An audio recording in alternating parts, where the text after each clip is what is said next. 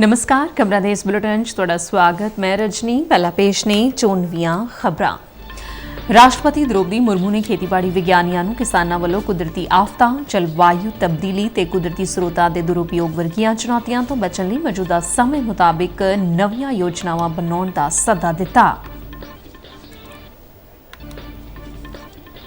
Amritsar police वालों 5 kilo heroin ते तकरीबन 4.5 लाख रुपए की ड्रग मनी समेत तीन नशा तस्कर काबू।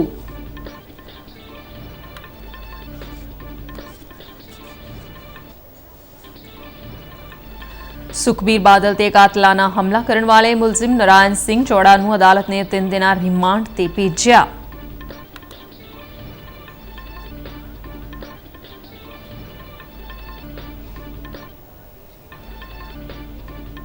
भारतीय जनता पार्टी के नेता देवेंद्र फडणवीस ने तीजी वार महाराष्ट्र के मुख्यमंत्री वजों सौं चुकी। हुण खबरां विस्तार नाल। राष्ट्रपति द्रौपदी मुर्मू ने अज खेतीबाड़ी विग्यानियां नूं किसानां वल्लों कुदरती आफतां, जलवायु तब्दीली ते कुदरती स्रोतां दे दुरुपयोग वर्गीआं चुनौतियां तो बचण लई मौजूदा समय मुताबिक नवीआं योजनावां बनाउण दा सੱਦਾ दित्ता है। उन्हां कहा कि खेती ते किसानां दे खेतर नूं मजबूत बनाउण लई नवीआं ड्रोन टैक्नोलॉजियां, रिमोट सैंसिंग, आर्टिफिशियल इंटैलीजेंस ते नैनो टैक्नोलॉजी दी वरतों कीती जानी चाहिदी है।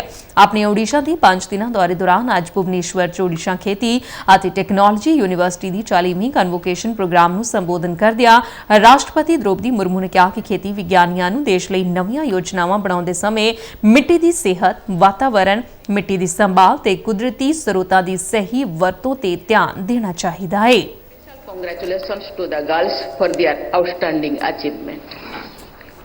सजन मंडली, भारतर एक प्रतिष्ठित कृषि विश्वविद्यालय भाव सुख्यात यह विश्वविद्यालय कृषि और आनुषंगिक क्षेत्र में यथेष्ट अवदान रही।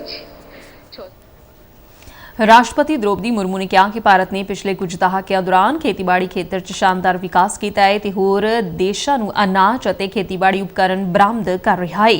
उन्हां कहा कि भारत खेती उत्पादन नूं होर वधा सकदा है क्यों जो उस दे कोल खेती अनुकूल वातावरण, हुनरमंद मनुखी शक्ति, उपजाऊ जमीन ते नवीं टैक्नोलॉजी है। उन्हां अगे कहा कि खेती अते किसानां दी बेहतरी नाल ही देश 2047 तक विकसित राष्ट्र बनने दा टीचा हासिल कर सकदा है।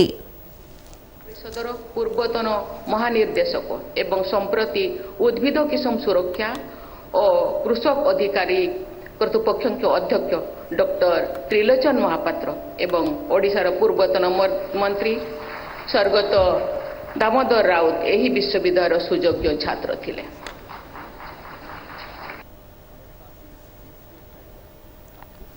भूटान नरेश जिग्मे खेसर नाम ग्याल वांगचुक अते राणी जेटसन पेमा वांगचुक ने अज नवी दिल्ली विखे प्रधानमंत्री मोदी नाल मुलाकात की।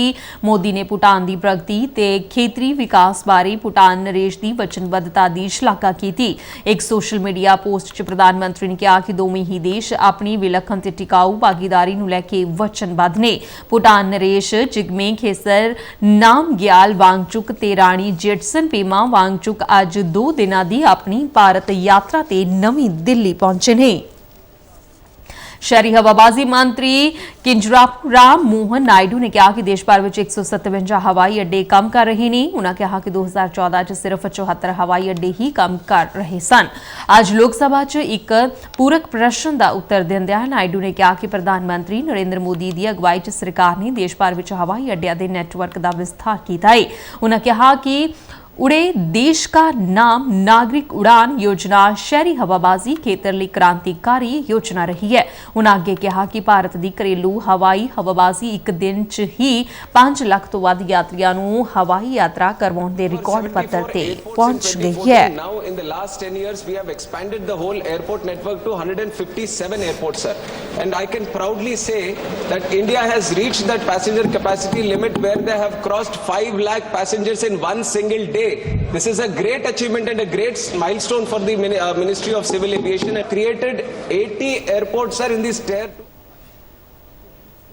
ਭਾਰਤੀ ਪੁਲਾੜ ਖੋਜ ਸੰਗਠਨ ਨੇ ਅੱਜ ਸ਼੍ਰੀ ਹਰੀਕੋਟਾ ਦੇ ਸਤੀਸ਼ ਧਵਨ ਪੁਲਾੜ ਕੇਂਦਰ ਤੋਂ ਪ੍ਰੋਬਾ 3 ਉਪਗ੍ਰਹਿ ਨੂੰ ਲੈ ਕੇ ਜਾਣ ਵਾਲੇ PSLV C-59 ਲਾਂਚ ਵਾਹਨ ਨੂੰ ਸਫਲਤਾਪੂਰਵਕ ਲਾਂਚ ਕੀਤਾ। ਲਾਂਚ ਵਾਹਨ ਸ਼ਾਮ 4:04 ਤੇ ਸ਼੍ਰੀ ਹਰੀਕੋਟਾ ਤੋਂ ਰਵਾਨਾ ਕੀਤਾ ਗਿਆ। ਲਾਂਚਿੰਗ ਤੋਂ ਬਾਅਦ ਇਸਰੋ ਨੇ ਸੋਸ਼ਲ ਮੀਡੀਆ ਤੇ ਕਿਹਾ ਕਿ PSLV C-59 ਨੇ ਯੂਰਪੀ ਪੁਲਾੜ ਏਜੰਸੀ ਦੀ ਪ੍ਰੋਬਾ 3 ਉਪਗ੍ਰਹਿ ਨੂੰ ਆਰਬਿਟ 'ਚ ਸਫਲਤਾਪੂਰਵਕ ਪਹੁੰਚਾ ਦਿੱਤਾ ਹੈ। ਪ੍ਰੋਬਾ 3 ਯੂਰਪੀ ਪੁਲਾੜ ਏਜੰਸੀ ਦਾ ਮਹੱਤਵਪੂਰਨ ਪ੍ਰੋਗਰਾਮ ਹੈ। ਅਬੋਹਰ ਸ਼ਹਿਰ ਦੇ ਵਾਸੀਆਂ ਨੂੰ ਵੱਡੀ ਸੌਗਾਤ ਦਿੰਦਿਆਂ ਪੰਜਾਬ ਦੇ ਮੁੱਖ ਮੰਤਰੀ ਭਗਵੰਤ ਸਿੰਘ ਮਾਨ ਨੇ ਅੱਜ ਜਲ ਸਪਲਾਈ ਤੇ ਸੀਵਰੇਜ ਪ੍ਰੋਜੈਕਟ ਲੋਕਾਂ ਨੂੰ ਸਮਰਪਿਤ ਕੀਤੇ। ਮੁੱਖ ਮੰਤਰੀ ਨੇ ਕਿਹਾ ਕਿ ਇਹ ਪ੍ਰੋਜੈਕਟ ਸ਼ਹਿਰ ਵਾਸੀਆਂ ਲਈ ਮੀਲ ਪੱਥਰ ਸਾਬਤ ਹੋਣਗੇ। ਉਨ੍ਹਾਂ ਕਿਹਾ ਕਿ ਇਸ ਨਾਲ ਸ਼ਹਿਰ ਦੇ ਬੁਨਿਆਦੀ ਢਾਂਚੇ ਦੇ ਵਿਕਾਸ ਨੂੰ ਵੀ ਵੱਡਾ ਹੁਲਾਰਾ ਮਿਲੇਗਾ। ਉਨ੍ਹਾਂ ਕਿਹਾ ਕਿ 119.16 ਕਰੋੜ ਰੁਪਏ ਦੀ ਲਾਗਤ ਨਾਲ ਵਿਕਸਿਤ ਕੀਤੇ ਇਨ੍ਹਾਂ ਪ੍ਰੋਜੈਕਟਾਂ ਦਾ ਉਦੇਸ਼ ਸ਼ਹਿਰ ਦੇ 1.5 ਲੱਖ 5 ਲੱਖ ਤੋਂ ਵੱਧ ਬਸ਼ਿੰਦਿਆਂ ਨੂੰ ਸਾਫ਼ ਪਾਣੀ ਦੀ ਨਿਯੰਤਰਣ ਸਪਲਾਈ ਦੇਣਾ ਹੈ। ਭਗਵੰਤ ਸਿੰਘ ਮਾਨ ਨੇ ਕਿਹਾ ਕਿ 3.50 MGD ਦੀ ਸਮਰੱਥਾ ਵਾਲਾ ਆਟੋਮੈਟਿਕ ਜਲ ਸਪਲਾਈ ਪ੍ਰੋਜੈਕਟ ਲੋਕਾਂ ਨੂੰ ਨਹਿਰੀ ਪਾਣੀ ਦੀ ਸਪਲਾਈ ਕਰੇਗਾ। ਭਗਵੰਤ ਸਿੰਘ ਮਾਨ ਨੇ ਕਿਹਾ ਕਿ ਸੂਬਾ ਸਰਕਾਰ ਹਰੇਕ ਸ਼ਹਿਰ ਦੇ ਨਾਗਰਿਕਾਂ ਨੂੰ ਮੁੱਢਲੀਆਂ ਸੇਵਾਵਾਂ ਮੁਹੱਈਆ ਕਰਵਾਉਣ ਲਈ ਵਚਨਬੱਧ ਹੈ। ਮੁੱਖ ਮੰਤਰੀ ਨੇ ਕਿਹਾ ਕਿ 27.06 ਕਰੋੜ ਰੁਪਏ ਦੀ ਲਾਗਤ ਵਾਲੇ ਜਲ ਸਪਲਾਈ ਪ੍ਰੋਜੈਕਟ ਅਬੋਹਰ ਸ਼ਹਿਰ ਦੀ 100% ਵਸੋਂ ਦੀ ਪਾਣੀ ਦੀ ਜ਼ਰੂਰਤ ਪੂਰੀ ਕਰੇਗਾ। ਉਨ੍ਹਾਂ ਕਿਹਾ ਕਿ 92.10 ਕਰੋੜ ਰੁਪਏ ਦੀ ਲਾਗਤ ਵਾਲਾ ਸੀਵਰੇਜ ਪ੍ਰੋਜੈਕਟ 100% ਆਬਾਦੀ ਨੂੰ ਸਹੂਲਤ ਪ੍ਰਦਾਨ ਕਰੇਗਾ। ਨਸ਼ਾ ਵਿਰੁੱਧ ਵੱਡੀ ਕਾਰਵਾਈ ਕਰਦਿਆਂ ਕਾਊਂਟਰ ਇੰਟੈਲੀਜੈਂਸ CI ਅੰਮ੍ਰਿਤਸਰ ਨੇ 3 ਨਸ਼ਾ ਤਸਕਰਾਂ ਨੂੰ ਗ੍ਰਿਫਤਾਰ ਕੀਤਾ। ਉਨ੍ਹਾਂ ਦੇ ਕਬਜ਼ੇ 'ਚੋਂ 5 ਕਿਲੋ ਹੈਰੋਇਨ ਤੇ 4,45,000 ਰੁਪਏ ਦੀ ਡਰੱਗ ਮਨੀ ਬਰਾਮਦ ਕੀਤੀ ਗਈ ਹੈ। ਇਸ ਬਾਰੇ ਜਾਣਕਾਰੀ ਦਿੰਦਿਆਂ ਪੰਜਾਬ ਦੇ ਪੁਲਿਸ ਮੁਖੀ ਗੌਰਵ ਯਾਦਵ ਨੇ ਦੱਸਿਆ ਕਿ ਫੜੇ ਗਏ ਵਿਅਕਤੀਆਂ ਦੀ ਪਹਿਚਾਣ ਹੁਸਨਪ੍ਰੀਤ ਸਿੰਘ ਵਾਸੀ ਪ੍ਰਾਈਮ ਸਿਟੀ ਸ਼ਹਿਰਾਟਾ ਅੰਮ੍ਰਿਤਸਰ ਅਤੇ ਅਟਾਰੀ ਮੰਡੀ ਅੰਮ੍ਰਿਤਸਰ ਦੇ ਕਰਨਦੀਪ ਸਿੰਘ ਉਰਫ ਮੰਨਾ ਅਤੇ ਮਨਿੰਦਰ ਸਿੰਘ ਵਜੋਂ ਹੋਈ ਹੈ।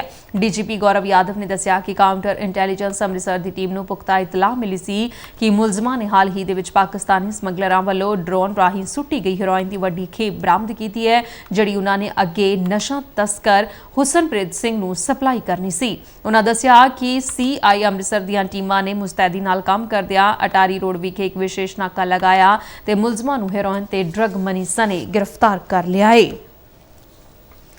ਸ਼੍ਰੀ ਅਕਾਲ ਤਖ਼ਤ ਸਾਹਿਬ ਤੋਂ ਤਨਖਾਹੀਆਂ ਐਲਾਨੇ ਅਤੇ ਸੇਵਾ ਲੱਗਣ ਤੋਂ ਬਾਅਦ ਆਪਣੀ ਸਜ਼ਾ ਦੇ ਤੀਜੇ ਦਿਨ ਅੱਜ ਪੰਜਾਬ ਦੇ ਸਾਬਕਾ ਉਪ ਮੁੱਖ ਮੰਤਰੀ ਸੁਖਬੀਰ ਸਿੰਘ ਬਾਦਲ ਵੱਲੋਂ ਤਖਤ ਸ਼੍ਰੀ ਕੇਸਗੜ੍ਹ ਸਾਹਿਬ ਸ਼੍ਰੀ ਅਨੰਦਪੁਰ ਸਾਹਿਬ ਵਿਖੇ ਆਪਣੀ ਸੇਵਾ ਨਿਭਾਈ ਗਈ। ਸੁਖਬੀਰ ਸਿੰਘ ਬਾਦਲ ਨੇ ਸ਼੍ਰੀ ਕੇਸਗੜ੍ਹ ਸਾਹਿਬ ਪਹੁੰਚ ਕੇ ਦਰਬਾਰ ਸਾਹਿਬ ਦੇ ਅੰਦਰ ਜਾਣ ਵਾਲੇ ਮੁੱਖ ਰਾਹ ਤੇ ਚਰਨ ਕੁੰਡ ਦੇ ਕੋਲ ਸੇਵਾਦਾਰ ਵਜੋਂ ਸੇਵਾ ਸ਼ੁਰੂ ਕੀਤੀ।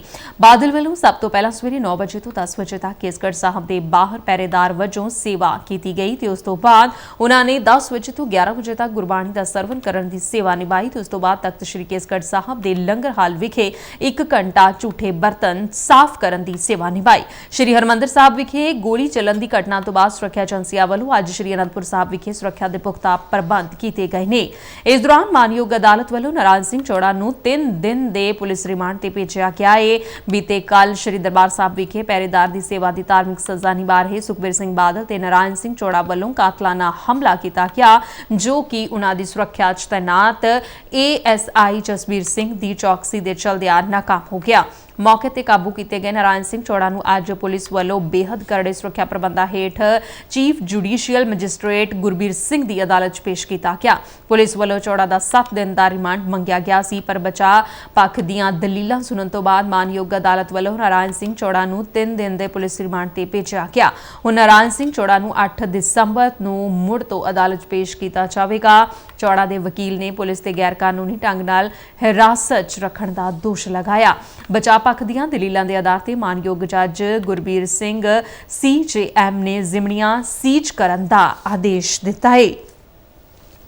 ਪੰਜਾਬ ਦੇ ਮੁੱਖ ਮੰਤਰੀ ਭਗਵੰਤ ਸਿੰਘ ਮਾਨ ਲੋਕਾਂ ਨੂੰ ਸਿੱਖਾਂ ਦੇ 9ਵੇਂ ਗੁਰੂ ਸ੍ਰੀ ਗੁਰੂ ਤੇਗ ਬਹਾਦਰ ਜੀ ਵੱਲੋਂ ਧਰਮ ਨਿਰਪੱਖ ਮਾਨਵਤਾਵਾਦੀ ਤੇ ਕੁਰਬਾਨੀ ਦੀ ਭਾਵਨਾਵਾਂ ਦੇ ਦਿਖਾਏ ਮਾਰਗ ਤੇ ਚੱਲਣ ਦਾ ਸੱਦਾ ਦਿੱਤਾ। ਗੁਰੂ ਸਾਹਿਬ ਜੀ ਦੇ ਸ਼ਹੀਦੀ ਦਿਹਾੜੇ ਤੇ ਆਪਣੇ ਇੱਕ ਸੰਦੇਸ਼ 'ਚ ਮੁੱਖ ਮੰਤਰੀ ਨੇ ਕਿਹਾ ਕਿ ਹਿੰਦ ਦੀ ਚਾਦਰ ਸ੍ਰੀ ਗੁਰੂ ਤੇਗ ਬਹਾਦਰ ਜੀ ਦੇ ਧਰਮ ਦੀ ਆਜ਼ਾਦੀ ਦੇ ਨਾਲ-ਨਾਲ ਧਰਮ ਨਿਰਪੱਖਤਾ ਤੇ ਮਨੁੱਖੀ ਕਦਰਾਂ ਕੀਮਤਾਂ ਦੀ ਖਾਤਰ ਆਪਣਾ ਬਲੀਦਾਨ ਦਿੱਤਾ। ਉਨ੍ਹਾਂ ਕਿਹਾ ਕਿ ਗੁਰੂ ਜੀ ਦੀ ਮਹਾਨ ਕੁਰਬਾਨੀ ਮਾਨਵਤਾ ਦੇ ਇਤਿਹਾਸ 'ਚ ਅਦੁੱਤੀ ਤੇ ਬੇਮਿਸਾਲ ਹੈ, ਜਿਹੜੀ ਕਿ ਦਮਨ ਤੇ ਤੇ ਜ਼ੁਲਮ ਦੇ ਵਿਰੁੱਧ ਲੜਾਈ ਦਾ ਪ੍ਰਤੀਕ ਹੈ। ਉਨ੍ਹਾਂ ਕਿਹਾ ਕਿ ਸਿੱਖਾਂ ਦੇ 9ਵੇਂ ਗੁਰੂ ਨੇ ਦੇਸ਼ 'ਚ ਮਨੁੱਖੀ ਅਧਿਕਾਰਾਂ ਦੀ ਰਾਖੀ ਲਈ ਆਪਣੀ ਜਾਨ ਕੁਰਬਾਨ ਕਰ ਦਿੱਤੀ। ਉਨ੍ਹਾਂ ਅੱਗੇ ਕਿਹਾ ਕਿ ਸ੍ਰੀ ਗੁਰੂ ਗ੍ਰੰਥ ਸਾਹਿਬ ਜੀ 'ਚ ਦਰਜ ਸ੍ਰੀ ਗੁਰੂ ਤੇਗ ਬਹਾਦਰ ਜੀ ਦੀ ਪਾਵਨ ਬਾਣੀ ਏਕਤਾ, ਸਰਬ ਸਾਂਝੀਵਾਲਤਾ, ਬਹਾਦਰੀ, ਹੱਕ ਸੱਚ ਲਈ ਆਵਾਜ਼ ਉਠਾਉਣ ਅਤੇ ਦਇਆ ਦਾ ਸੰਦੇਸ਼ ਦਿੰਦੀ ਹੈ।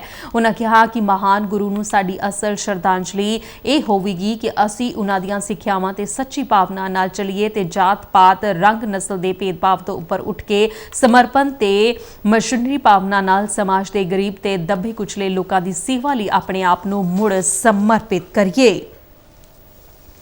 ਨੌਵੀਂ ਪਾਤਸ਼ਾਹੀ ਸ੍ਰੀ ਗੁਰੂ ਤੇਗ ਬਹਾਦਰ ਸਾਹਿਬ ਜੀ ਦੇ ਸ਼ਹੀਦੀ ਗੁਰਪੁਰਬ ਨੂੰ ਸਮਰਪਿਤ ਸ਼੍ਰੋਮਣੀ ਗੁਰਦੁਆਰਾ ਪ੍ਰਬੰਧਕ ਕਮੇਟੀ ਵੱਲੋਂ ਸ੍ਰੀ ਅਕਾਲ ਤਖਤ ਸਾਹਿਬ ਤੋਂ ਗੁਰੂ ਸਾਹਿਬ ਦੇ ਪ੍ਰਕਾਸ਼ ਸਥਾਨ ਗੁਰਦੁਆਰਾ ਗੁਰੂ ਕੇ ਮਹਿਲ ਤੱਕ ਅਲੌਕਿਕ ਨਗਰ ਕੀਰਤਨ ਸਜਾਇਆ ਗਿਆ। ਸ੍ਰੀ ਗੁਰੂ ਗ੍ਰੰਥ ਸਾਹਿਬ ਜੀ ਦੀ ਛਤਰ ਛਾਇਆ ਤੇ ਪੰਜ ਪਿਆਰਿਆਂ ਦੀ ਅਗਵਾਈ 'ਚ ਸਜਾਏ ਇਸ ਨਗਰ ਕੀਰਤਨ ਦੀ ਆਰੰਭਤਾ ਮੌਕੇ ਸੱਚਖੰਡ ਸ੍ਰੀ ਹਰਿਮੰਦਰ ਸਾਹਿਬ ਦੇ ਮੁੱਖ ਗ੍ਰੰਥੀ ਗਿਆਨੀ ਰਘਵੀਰ ਸਿੰਘ ਨੇ ਫੁੱਲਾਂ ਨਾਲ ਸਜੀ ਸੁਨਹਿਰੀ ਪਾਲਕੀ 'ਚ ਸ੍ਰੀ ਗੁਰੂ ਗ੍ਰੰਥ ਸਾਹਿਬ ਜੀ ਦਾ ਪਾਵਨ ਸਰੂਪ ਸੁਸ਼ੋਭਿਤ ਕੀਤਾ। ਨਗਰ ਕੀਰਤਨ 'ਚ ਸੰਗਤਾਂ ਵੱਲੋਂ ਵੱਡੀ ਗਿਣਤੀ 'ਚ ਸ਼ਮੂਲੀਅਤ ਕੀਤੀ ਗਈ। ਰਸਤੇ 'ਚ ਵੱਖ-ਵੱਖ ਥਾਵਾਂ ਤੇ ਨਗਰ ਕੀਰਤਨ ਦਾ ਭਰਵਾਂ ਸਵਾਗਤ ਹੋਇਆ। ਫੌਜੀ ਬੈਂਡ, ਸ਼ਬਦੀ ਧੁਨਾਂ ਤੇ ਗੱਤਕਾ ਪਾਰਟੀਆਂ ਵੱਲੋਂ ਸਿੱਖ ਸਸ਼ਸਤਰ ਕਲਾ ਦਾ ਪ੍ਰਦਰਸ਼ਨ ਵੀ ਖਿੱਚ ਦਾ ਕੇਂਦਰ ਬਣਿਆ। ਇਸ ਦੌਰਾਨ ਸ੍ਰੀ ਅਕਾਲ ਤਖਤ ਸਾਹਿਬ ਦੇ ਜਥੇਦਾਰ ਅਤੇ ਸ੍ਰੀ ਹਰਿਮੰਦਰ ਸਾਹਿਬ ਦੇ ਹੈੱਡ ਗ੍ਰੰਥੀ ਗਿਆਨੀ ਰਘਵੀਰ ਸਿੰਘ ਨੇ ਸੰਗਤ ਨੂੰ ਸ੍ਰੀ ਗੁਰੂ ਤੇਗ ਬਹਾਦਰ ਸਾਹਿਬ ਦੇ ਜੀਵਨ ਤੋਂ ਪ੍ਰੇਰਨਾ ਲੈਣ ਦੀ ਅਪੀਲ ਕੀਤੀ। ਨਗਰ ਕੀਰਤਨ ਮੌਕੇ ਦੇਸ਼ ਵਿਦੇਸ਼ਾਂ ਤੋਂ ਵੱਡੀ ਗਿਣਤੀ 'ਚ ਆਈਆਂ ਸੰਗਤਾਂ ਨੇ ਨੌਵੀਂ ਪਾਤਸ਼ਾਹੀ ਦੀ ਲਸਾਨੀ ਸ਼ਹਾਦਤ ਨੂੰ ਸਿਜਦਾ ਕੀਤਾ ਤੇ ਆਪਣੇ ਆਪ ਨੂੰ ਵਡਭਾਗਾ ਦੱਸਿਆ ਕਿ ਇਸ ਪਾਵਨ ਦਿਹਾੜੇ ਮੌਕੇ ਸ੍ਰੀ ਹਰਿਮੰਦਰ ਸਾਹਿਬ ਤੋਂ ਸਜਾਏ ਜਾ ਰਹੇ ਅਲੌਕਿਕ ਨਗਰ ਕੀਰਤਨ 'ਚ ਸ਼ਮੂਲੀਅਤ ਕਰਨ ਦਾ ਸੁਭਾਗ ਪ੍ਰਾਪਤ ਹੋਇਆ ਹੈ। ਸ੍ਰੀ ਗੁਰੂ ਤੇਗ ਬਹਾਦਰ ਸਾਹਿਬ ਜੀ ਦੇ ਸ਼ਹੀਦੀ ਗੁਰਪੁਰਬ 6 ਦਸੰਬਰ ਨੂੰ ਗੁਰਦੁਆਰਾ ਗੁਰੂ ਕੇ ਮਹਿਲ ਵਿਖੇ ਸ੍ਰੀ ਅਖੰਡ ਪਾਠ ਸਾਹਿਬ ਦੇ ਭੋਗ ਉਪਰੰਤ ਵਿਸ਼ੇਸ਼ ਧਾਰਮਿਕ ਦੀਵਾਨ ਸਜਾਏ ਜਾਣਗੇ। ਭਾਰਤੀ ਜਨਤਾ ਪਾਰਟੀ ਦੇ ਨੇਤਾ ਦੇਵੇਂਦਰ ਫਡਣਵੀਸ ਨੇ ਅੱਜ ਮੁੰਬਈ ਦੇ ਆਜ਼ਾਦ ਮੈਦਾਨ 'ਚ ਤੀਜੀ ਵਾਰ ਮਹਾਰਾਸ਼ਟਰ ਦੇ ਮੁੱਖ ਮੰਤਰੀ ਦੇ ਅਹੁਦੇ ਦੀ ਸਹੁੰ ਚੁੱਕ ਲਈ ਹੈ। ਉਨ੍ਹਾਂ ਦੇ ਨਾਲ ਦੋ ਉਪ ਮੁੱਖ ਮੰਤਰੀਆਂ ਸ਼ਿਵ ਸੈਨਾ ਦੇ ਏਕਨਾਥ ਸ਼ਿੰਦੇ ਅਤੇ ਐਨਸੀਪੀ ਦੇ ਅਜੀਤ ਪਵਾਰ ਨੇ ਉਪ ਮੁੱਖ ਮੰਤਰੀ ਦੇ ਅਹੁਦੇ ਦੀ ਸਹੁੰ ਚੁੱਕੀ। ਸਹੁੰ ਚੁੱਕ ਸਮਾਗਮ 'ਚ ਪ੍ਰਧਾਨ ਮੰਤਰੀ ਨਰਿੰਦਰ ਮੋਦੀ ਸਣੇ ਭਾਰਤੀ ਜਨਤਾ ਪਾਰਟੀ ਸ਼ਾਸਤ ਸੂਬਿਆਂ ਦੇ ਮੁੱਖ ਮੰਤਰੀ, ਕੇਂਦਰੀ ਮੰਤਰੀ, ਹੋਰ ਕਈ ਉੱਘੇ ਨੇਤਾ, ਬਾਲੀਵੁੱਡ ਦੇ ਕਈ ਕਲਾਕਾਰ ਤੇ ਵੱਡੀ ਗਿਣਤੀ 'ਚ ਮਹਾਯੁਤੀ ਨਾਲ ਸੰਬੰਧਿਤ ਕਾਰਜਕਰਤਾ ਅਤੇ ਆਮ ਲੋਕ ਸ਼ਾਮਲ ਹੋਏ। ਜ਼ਿਕਰਯੋਗ ਹੈ ਕਿ ਮਹਾਰਾਸ਼ਟਰ 'ਚ ਵਿਧਾਨ ਸਭਾ ਦੀਆਂ ਹੋਈਆਂ ਚੋਣਾਂ 'ਚ ਮਹਾਯੁਤੀ ਗੱਠਜੋੜ ਨੂੰ ਵੱਡਾ ਬਹੁਮਤ ਮਿਲਿਆ ਸੀ। ਮੌਸਮ ਵਿਭਾਗ ਨੇ ਕਿਹਾ ਹੈ ਕਿ ਵੈਸਟਰਨ ਡਿਸਟਰਬੈਂਸ ਦੇ ਸਰਗਰਮ ਹੋਣ ਕਾਰਨ ਪੰਜਾਬ ਤੇ ਚੰਡੀਗੜ੍ਹ ਵਿੱਚ ਮੀਂਹ ਪੈਣ ਦੀ ਸੰਭਾਵਨਾ ਹੈ। ਹਿਮਾਲਿਆ ਦੀਆਂ ਚੋਟੀਆਂ ਤੇ 7 ਦਸੰਬਰ ਤੋਂ ਮੌਸਮ 'ਚ ਬਦਲਾਅ ਦੇਖਣ ਨੂੰ ਮਿਲੇਗਾ, ਪਰ ਮੈਦਾਨੀ ਇਲਾਕਿਆਂ 'ਚ ਇਸ ਦਾ ਅਸਰ 8 ਦਸੰਬਰ ਨੂੰ ਦੇਖਣ ਨੂੰ ਮਿਲ ਸਕਦਾ ਹੈ। ਮੌਸਮ ਵਿਭਾਗ ਮੁਤਾਬਿਕ ਪਿਛਲੇ 24 ਘੰਟਿਆਂ ਦੌਰਾਨ ਤਾਪਮਾਨ ਵਿੱਚ 1 ਡਿਗਰੀ ਦੀ ਗਿਰਾਵਟ ਦਰਜ ਕੀਤੀ ਗਈ ਹੈ, ਜਦਕਿ ਚੰਡੀਗੜ੍ਹ ਵਿੱਚ ਵੀ ਤਾਪਮਾਨ 'ਚ ਅਜਿਹੀ ਹੀ ਗਿਰਾਵਟ ਦਰਜ ਕੀਤੀ ਗਈ ਹੈ। ਪੰਜਾਬ 'ਚ ਤਾਪਮਾਨ ਆਮ ਨਾਲੋਂ 4 ਡਿਗਰੀ ਤੇ ਚੰਡੀਗੜ੍ਹ ਵਿੱਚ 2 ਡਿਗਰੀ ਵੱਧ ਰਿਹਾ ਹੈ। ਰਿਪੋਰਟ ਵਿੱਚ ਅੱਗੇ ਕਿਹਾ ਗਿਆ ਹੈ ਕਿ ਨਵੰਬਰ ਦੇ ਪੂਰੇ ਮਹੀਨੇ 'ਚ ਤਾਪਮਾਨ ਆਮ ਅਤੇ ਆਮ ਨਾਲੋਂ ਵੱਧ ਰਿਹਾ ਹੈ, ਜਦਕਿ ਦਸੰਬਰ 'ਚ ਵੀ ਹਾਲਾਤ ਅਜਿਹੇ ਹੀ ਬਣੇ ਰਹਿਣ ਦੀ ਸੰਭਾਵਨਾ ਹੈ। ਖਬਰਾਂ ਦੇ ਬੁਲੇਟਿਨ ਸਾਡੇ ਦਰਸ਼ਕ RNU TDK ਜਲੰਧਰ ਦਾ YouTube ਚੈਨਲ, Facebook ਪੇਜ ਤੇ ਸੋਸ਼ਲ ਮੀਡੀਆ ਪਲੇਟਫਾਰਮ X ਤੇ ਵੀ ਦੇਖ ਸਕਦੇ ਨੇ। ਬੁਲੇਟਿਨ ਦੇ ਅਖੀਰ ਵਿੱਚ ਚੋਣਵੀਆਂ ਖਬਰਾਂ ਇੱਕ ਵਾਰ ਫਿਰ ਤੋਂ। ਰਾਸ਼ਟਰਪਤੀ ਦ੍ਰੋਪਦੀ ਮੁਰਮੂ ਨੇ ਖੇਤੀਬਾੜੀ ਵਿਗਿਆਨੀਆਂ ਨੂੰ ਕਿਸਾਨਾਂ ਵੱਲੋਂ ਕੁਦਰਤੀ ਆਫਤਾਂ, ਜਲਵਾਯੂ ਤਬਦੀਲੀ ਤੇ ਕੁਦਰਤੀ ਸਰੋਤਾਂ ਦੇ ਦੁਰਉਪਯੋਗ ਵਰਗੀਆਂ ਚੁਣੌਤੀਆਂ ਤੋਂ ਬਚਣ ਲਈ ਮੌਜੂਦਾ ਸਮੇਂ ਮੁਤਾਬਿਕ ਨਵੀਆਂ ਯੋਜਨਾਵਾਂ ਬਣਾਉਣ ਦਾ ਸੱਦਾ ਦਿੱਤਾ।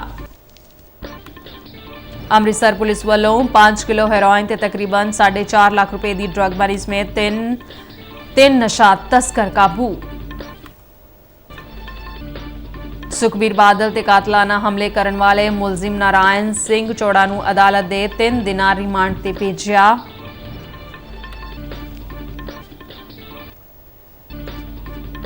ਭਾਰਤੀ ਜਨਤਾ ਪਾਰਟੀ ਦੇ ਨੇਤਾ ਦੇਵੇਂਦਰ ਫਡਣਵੀਸ ਨੇ ਤੀਜੀ ਵਾਰ ਮਹਾਰਾਸ਼ਟਰ ਦੇ ਮੁੱਖ ਮੰਤਰੀ ਵਜੋਂ ਸਹੁੰ ਚੁੱਕੀ।